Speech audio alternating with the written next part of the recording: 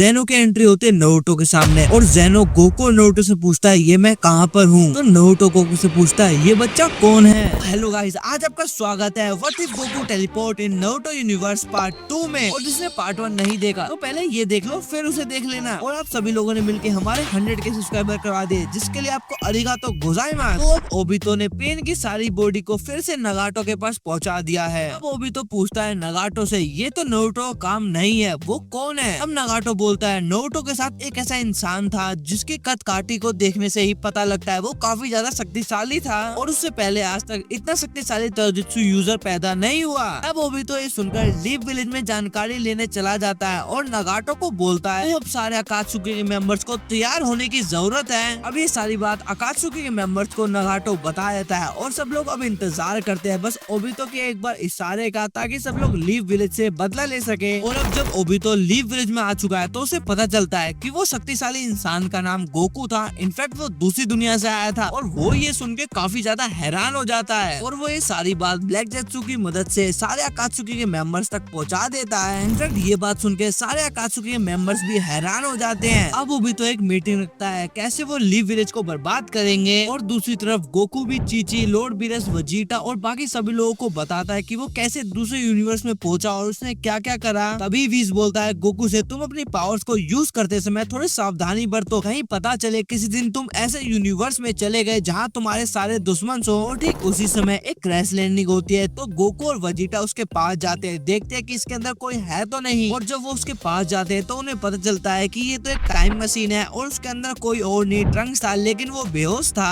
And जब Trunks उठता है तो वो सीधा गोकू के ऊपर हमला कर देता है। तब बुल्मा उसके खींच के रैप्टा मारती है और बताती है ये तो गोकू है, तुम इसके ऊपर क्यों हमला कर रहे हो। तब ट्रंक्स बताता है कि कैसे ब्लैक गोकू ने उसके यूनिवर्स के लोगों को मार दिया और वो बिल्कुल गोकू जैसा ही दिखता है। अब स्टोरी आगे बढ़ती है और ज़ेनो गोकू को बुलाता है। जब गोकू ज़ेनो से मिलने जाता है तो उसे पता चलता है कि वो तो उसे खेलने के लिए बुला रहा है। तो वो उसे कहता है कि मुझे माफ करो, मेरे पास अभी खेलने के लिए वक्त नहीं है। तो ज़ेनो उसे एक गैजेट देता है और बोलता है जब तुम्हारा काम खत्म हो जाए तो तुम इसे दबा देना, मैं तुम्हारे पास आ जाऊंगा, वरना तुम इसे उल्टी तरफ से दबा देना, तुम मेरे पास आ जाना। और फिर वो दोबारा अर्थ आ जाता है। अब गोकू सोचता है क्यों ना मैं नारुतो को भी ले चलूं अपने साथ लड़ने के लिए। तो वो सीधा टेलीपोर्ट होकर नारुतो के यूनिवर्स में नारुतो के पास पहुंच जाता है और तब नारुतो ने भी सेज मोड सीख लिया था और नारुतो गोकू को देख के बोलता है अरे गोकू सेंसे, बड़े दिनों बाद अच्छा हुआ आप यहीं पर आ गए। अब गोकू बोलता है मैं तो बढ़िया हूँ और उससे पूछता है क्या तुम एक पावरफुल विलन का सामना करना चाहते हो। तो नारुतो बोलता है हाँ क्यों नहीं सेंसे, अब तो मैं पहले से भी ज्यादा पावरफुल हो चुका हूँ, मेरा यकीन करो। और अब नारुतो भी ड्रैगन बॉल यूनिवर्स में पहुंच जाता है और वो गोकू, वजीटा, नारुतो और ट्रंक्स के साथ मिलके ब्लैक गोकू के यूनिवर्स में चले जाते हैं। और फिर इनकी फाइट शुरू हो जाती है ब्लैक गोकू से, लेकिन ये चारों मिलकर भी ब्लैक गोकू को हरा नहीं पाते। इनफैक्ट गोकू को भी पता चलता है कि ये ज़ामासु ही ब्लैक गोकू है, लेकिन इन सब की फाइट में नारुतो ही है जो सबसे ज्यादा घायल हो जाता है। तो ये सारे लोग मिलके वापस आ जाते हैं सिवाय ट्रंक्स के। और गोकू बोलता है बुल्मा से तुम नारुतो का ध्यान रखो, मैं अभी आया। और फिर गोकू डायरेक्ट किंग काई के पास पहुंच जाता है सेंसोबीन लेने और वो वापस आके सबसे पहले नारुतो को ही सेंसोबीन खिलाता है, जिससे वो एकदम ठीक हो जाता है। और अब ये लोग दोबारा से लड़ने के लिए पहुंच जाते हैं, लेकिन इस बार इनके पास सेंसोबीन भी होती है और इस बार ये लोग भारी पड़ जाते हैं ब्लैक गोकू और ज़ामासु पे। तो वो दोनों मिलके फ्यूजन कर लेते हैं और इस बार गोकू की टीम हार नहीं मानती और इस बार ट्रंक्स सारे लोगों की पावर का, सारे लोगों की उम्मीदों को अपनी तलवार में रख के ब्लैक गोकू और ज़ामासु को बीच में से काट देता है। पर ज़ामासु तो अमर था, इस वजह से वो पूरे यूनिवर्स में फैल जाता है और नारुतो को ये देख के यकीन भी नहीं होता। इनफैक्ट यहाँ तक कि ज़ामासु नारुतो के यूनिवर्स में भी फैल जाता है। और तभी गोकू को याद आता है और वो नारुतो से बोलता है अब मैं तुम्हें मिलाने जा रहा हूँ एक सबसे पावरफुल गॉड से जो किसी को भी डिस्ट्रॉय कर सकता है। तभी वो बुलाता है ज़ेनो को गैजेट की वजह से,